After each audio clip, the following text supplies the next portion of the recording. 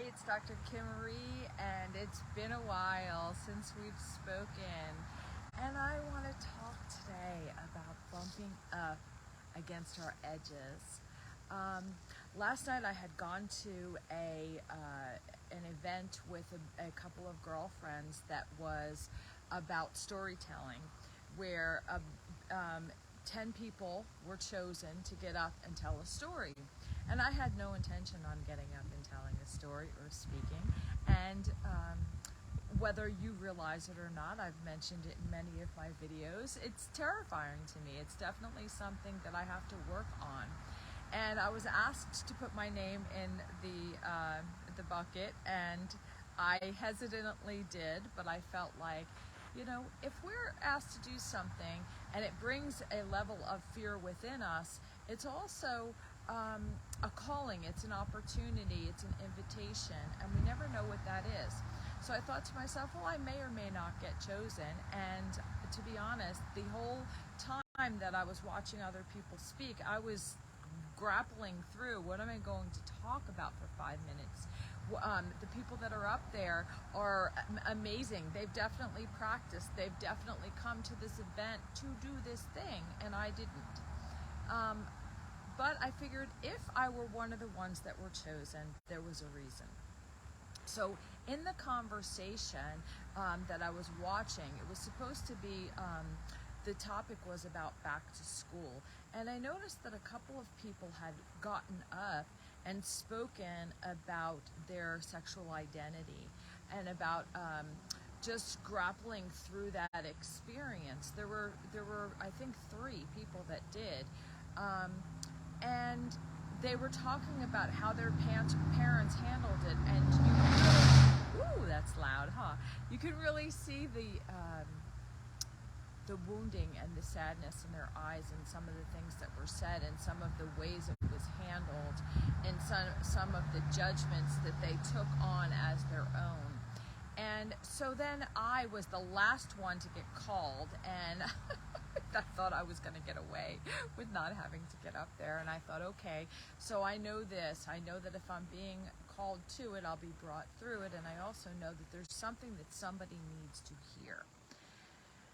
And so I just kind of leaned into that moment, and I could feel the nerves pulsating through my body, and I can see the lights coming on me, and I can barely see the faces in the audience, but I saw a couple in the front row. And I thought, let me talk about the fact that I am in fear. Let me talk about what I'm working through in this fear. But then what came out, and what I said next was that if there's one person that I'm meant to touch with this, then I'm supposed to be up here. And then what ended up coming out was about my experience with my own son, who was struggling with his identity in high school, and started to do things where he was cross-dressing and questioning his sexuality, and it was really, really uncomfortable for me. It was really, I just felt like he was always raising the bar. He was always making my job hard. And I was grappling with my own edges, with bumping up against my own edges. It really had nothing to do with him. It really was about me, because at the end of the day, as he kept what I would call raising the bar, as he kept insisting on being this, as he kept dressing like a woman and embarrassing me, to be honest with you, it made me come to my edge of who I am. Because I remember for his 17th birthday, his senior year of high school, I thought to myself, I'm a single woman. I'm never going to get a boyfriend. I know it becomes all about us because it's our life. It is us, right? Let's just be truthful. Let's be truthful about what happens. We are looking at how we can handle the experience. Most of the time, we're so close to our problem that we're not looking at the effects it has on other people. I say this to say that I had to work through my process of being a parent in that situation.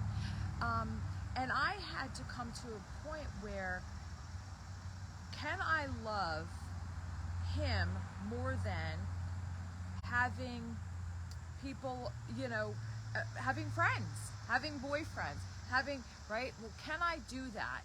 And what would I have to let go of?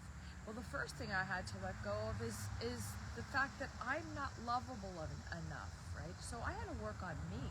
I had to get to the point where I had to love that little girl. I had to sit with her. I had to sit with the discomfort and also the sadness of maybe my little boy isn't that. Maybe I have to let go of the idea. I have to let go of what I thought was going to be. So there's a grieving process. There's a loving of my little girl. There's an understanding that she's lovable and just the way she is, no matter what she brings to the table. So there was so many pieces to that part of my life, and it was almost 20 years ago now. But I remember clearly saying, my friends may not accept me. I may be navigating the rest of this journey alone. And in that, that was a lot of the deep work that I was being called to do and what I teach, right? So it's like we have to be able to understand it on a visceral level to be able to help other people through it. And that was part of my journey. And in the end, I was able to put it all down and put it all out there and invite people to my son's 17th birthday as Joanna, as the person that I was going to love and accept fully for who and where she was at the time. And all of my friends showed up beautifully and just loved him and loved him as Joanna until he was able to navigate it better. And I think that there was a piece of him that just always felt rejected through our divorce and always felt, confused about where he belonged, right? And so that was the route that he took. And I think that, by continuing to what I would refer to as raise the bar, it was like, am I still lovable if I do this? Am I still lovable if I do that? And yes, you are. So speaking to those people last night that still had so much wounding from their parents, it's really understanding that was never about them. It was never about whether they were lovable enough. Usually when there is rejection coming from a parent and there is harsh judgment coming from a parent, it's harsh judgment about our own self, our own ability to bump up against our own edges and go in there and create that space of self-love so that we can give it back out to other people, to the world, because we cannot give what we don't have, right? So a lot of the work that I do is about understanding this, about loving and integrating back that inner child that has been wounded, and all of us have been wounded in some way from our upbringing, from our parents, from the guides that are in our lives.